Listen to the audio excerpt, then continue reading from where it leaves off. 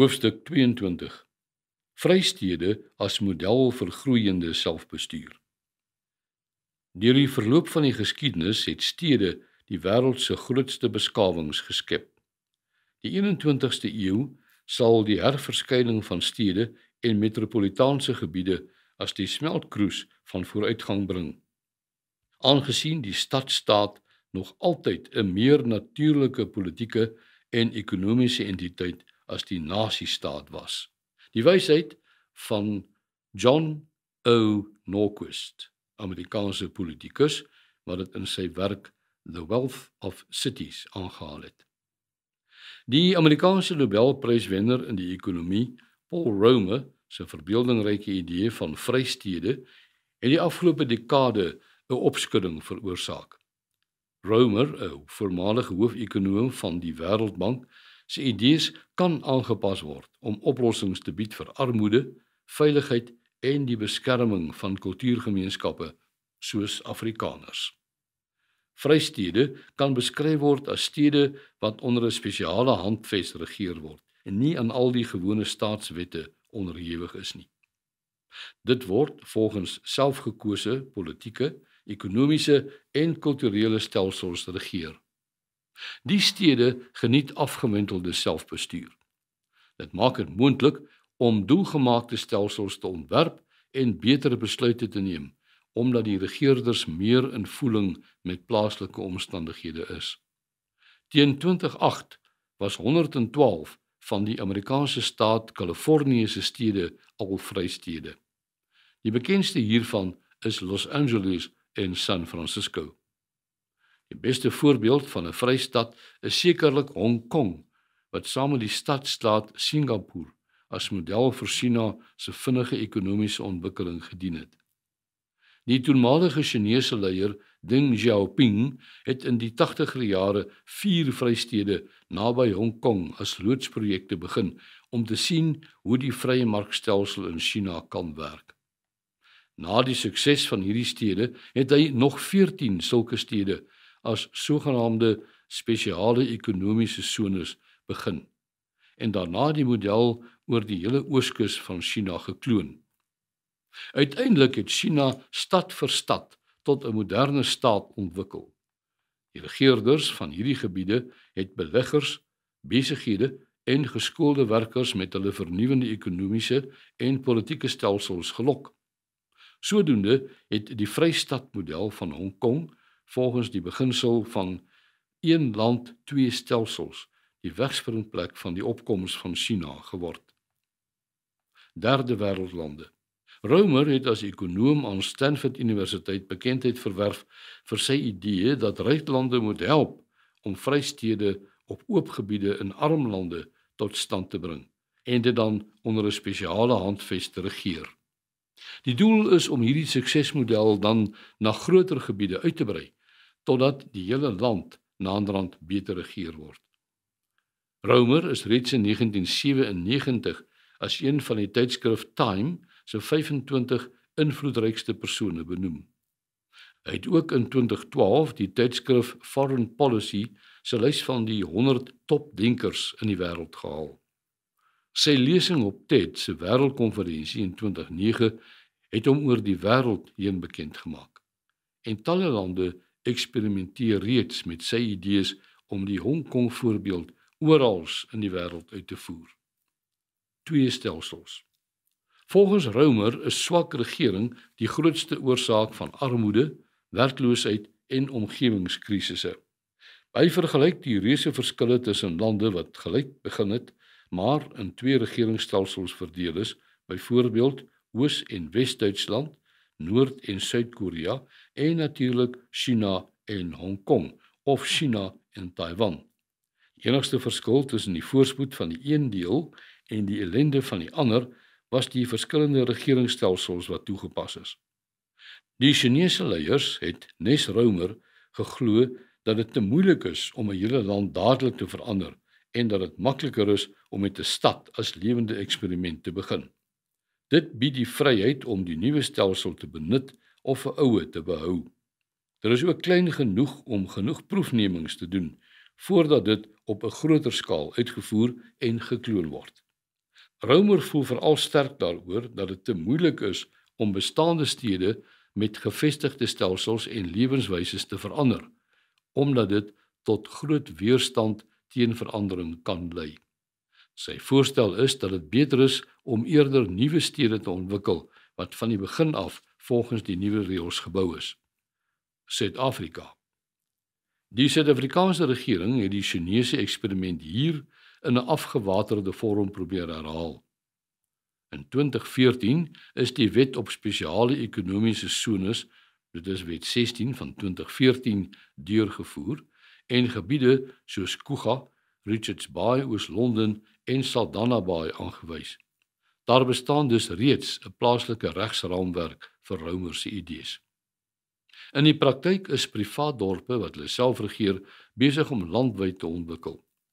Die toenemende gewildheid van hierdie vrydorpe, wat al meer en al groter raak, is te danke aan beter veiligheids-, water-, elektrisiteits-, omgewings-, ontspannings-, onderwys- en leefstyldienste as wat die regering aan burgers kan lewer. Hier maak inwoners en ontwikkelaars in die praktyk hulle eie wette en val hulle nie in dieselfde mate onder dieselfde reëls as die res van die land nie. Die vinnige opkoms van hierdie dorpe is 'n teken van 'n staat wat al vinniger verswak en nie meer basiese dienste tot bevrediging van diegene wat dit kan bekostig bied nie. Dit is ook 'n vergestalting van mense wat self oor hulle lewe wil besluit en nie meer swak regeer wil word nie. Na mate die gesentraliseerde politieke stelsel misluk, stel die bevolking self federale, oftewel gedesentraliseerde oplossings in werking. Die probleem is dat hierdie dorpe net vir die meer welvarende groep bekostigbaar is en dat mense hier kliënte eerder as burgers is. Kultuurdorpe. Hierdie vrydorpe bied 'n oplossing vir persoonlike behoeftes soos veiligheid en lewenstyl, maar dis nie 'n oplossing vir alle kulturele en gemeenskapsbehoeftes nie.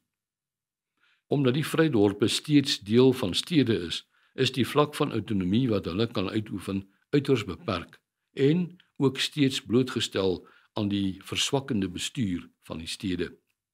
Die vraag is egter of hierdie groeiende verskynsel ook 'n oplossing bied vir gemeenskappe wat voel dat hulle taal, kultuur, leefwyse en veiligheid ingedrang is. Dit geld vir mense wat dit saam wil beskerm as gemeenskap en nie net as gegoede enkelinge nie. As soveel mense op grond van beter veiligheid en leefstyl saam wil groepeer, geld dieselfde beginsel sekerlik ook vir diegene wat graag op grond van hulle taal en kultuur saam wil groepeer. Daar kan selfs 'n saak daarvoor uitgemaak word dat die grondwet sterker voorsiening maak vir kultuurgemeenskappe wat hulle belange wil beskerm, as vir enkelinge wat dit in 'n privaat dorp wil doen. Oranje as groeiende vrystad. Maar hoe sal so 'n kulturele vrystad in die praktyk kan werk? Die antwoord hierop is reeds enkele jare gelede ontwikkel deur Dan Kriek, voormalige hoof van die Departement Politieke Wetenskap aan die Universiteit van Suid-Afrika, UNISA, en eertydse raadgewer van die Progressiewe Federale Party, die PFP. Hy het Oranje in die Noord-Kaap as voorbeeld gebruik en 'n moontlike grondwetlike padkaart voorgestel, waar volgens so 'n dorp tot 'n betekenisvolle vlak van selfstandigheid kan ontwikkel. Ingevolge sy voorstel kan die selfstandigheid in terme van die volgende artikels van die grondwet ontwikkel word. 235, 156, dit is munisipaliteite, 104 artikel 1 is provinsies, 126, dis die toedeling van funksies, artikel 99, dit is munisipale funksies, artikel 125, provinsiale uitvoerende magte en 41, dit is samewerkende regering. Hy het aangetoon dat dit vir Oranje binne die grondwet moontlik is om tot 'n soort vrystad te ontwikkel, wat indien dit polities beding word, selfs provinsiale status of moontlik selfs meer kan geniet. Die kern van sy voorstel was dat 'n dorp soos Oranje algaande meer magte en funksies van die provinsiale en selfs nasionale owerheidsvlakke kan laat afwentel, na mate die dorp genoeg groei tot hulle in staat is om dit uit te voer. Daar kan later natuurlik nog Oranje kultuurdorpe ontwikkel word, byvoorbeeld aan die Weskus. Hoewel Oranje weliswaar gekniehalter word deur politieke bagasie, is dit grondwetlik moontlik as genoeg Afrikaners so 'n projek sou ondersteun. Die dorp voldoen nie nou aan die vereistes van 'n Vrystaat nie, maar as ontwikkeling van die dorp versnel en die politieke beeld verbeter, kan dit deel van Romer se Vrystaat idee word. Die dorp beskik reeds oor beter bestuur en veiligheid as die meeste ander klein dorpies in die land. Modeldorp. Die nuwe strewe om Oranje van 'n dorp tot 'n stad uit te bou in plaas van 'n volksstaat is meer werkbaar en in ooreenstemming met die nuutste ontwikkelings soos dit deur Romer bepleit is. Oranje het bepaalde nadele soos sy afgeleë ligging, klein getalle en politieke beeld. Die nadele moet opgeweeg word teen die voordele van 'n nuwe begin. Die veilige afstand van onstuimige stedelike bevolkings, bereikbaarheid vanaf groot stede en die kans om op 'n betreklike eilbevolkte gebied in die praktyk hoë vlakke van autonomie te geniet. Geen toestemming van die owerheid is hiervoor nodig nie, omdat daar nie digte staatsstrukture bestaan nie. Hoe vinniger die dorp groei, hoe meer provinsiale en selfs nasionale funksies kan vanaf die sentrale owerheid afgewentel of deur die dorp opgeneem word in terme van die grondwet en bestaande wetgewing, soos deur Kriek voorsien. Die dorp se bestaande betrekkinge met enkele Xhosa gemeenskappe, sowel as die provinsiale regering, verbeter hulle kanse om gesamentlik met die owerheid vir meer magte of spesiale status, soos spesiale ekonomiese sones of soortgelyke modelle te onderhandel. Dit kan die dorp in staat stel om mettertyd meer magte uit te oefen, totdat dit in 'n Vrystaat met 'n string omliggende vrydorpe met hulle eie politieke, ekonomiese, kulturele, opvoedkundige en arbeidsstelsels kan ontwikkel. Deur hierdie lesse en stelsels met ander dorpe en gemeenskappe te deel, kan Oranje juis 'n model word van 'n Vrystaat wat met ander vennote saamwerk. Op die wyse kan 'n suksesvolle Oranje as 'n soort Israel-opsie binne 'n dekade moontlik as model dien om armoede hok te slaan, gemeenskappe te bemagtig en hulle taal, kultuur en omgewing te bewaar. Koos Malan, regskenner van die Universiteit van Pretoria, meen dat 'n taal- en kultuurgemeenskap 'n stad of stede as kulturele kragstasie nodig het om op die langtermyn te kan voortbestaan. 'n Oranje kanton kan moontlik selfs as 'n mededingende alternatief vir emigrasie ontwikkel vir mense wat so aan die toekoms twyfel dat hulle wil emigreer. Interne migrasie is beter vir die land as buitelandse emigrasie. Oranje se sukses gaan bepaal word deur die mate van ondersteuning van Afrikaners wat groter selfstandigheid ondersteun. Die sukses hang dus van die voorstanders van selfbestuur af en nie van die regering nie. Reuse vordering kan binne enkele jare gemaak word as voorstanders van selfbestuur die kans aangryp om die dorp tot 'n Vrystaat uit te bou, in plaas daarvan om net te kla oor hoe swak hulle deur die African National Congress, die ANC, regeer word. Diegene wat dit steeds as 'n onhaalbare lugkasteel sien, moet dit opweeg teen wat ander as die onvolhoubare Suid-Afrikaanse sandkasteel sien. Selfbestuur bly die enigste antwoord op swak staatsbestuur. So 'n projek kan steeds vryheid van keuse bied. Diegene wat daaroor verskil, hoef dit nie te ondersteun nie. Dit kan wel 'n politiek-kulturele uitlaatklep bied vir 'n groot groep Afrikaners se groeiende vervreemding van die huidige bestel.